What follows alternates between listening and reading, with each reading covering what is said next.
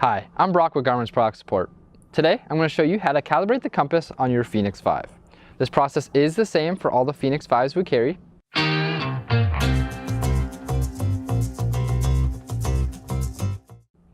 First thing you need to do is make sure you're in a nice wide open space, away from buildings and away from metal. Both of those will interfere with the calibration process. Next thing you need to do, just take that device off your wrist. And with the device off your wrist, push and hold for the menu.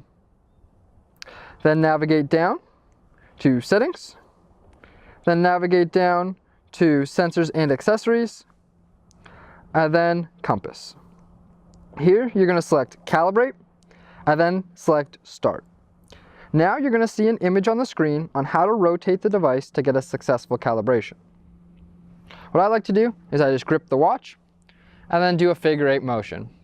You'll get an audible tone saying calibration complete. If at any reason that says calibration failed, just go ahead and try this process again. And that's it. Thanks for watching. For more help, go to support.garmin.com.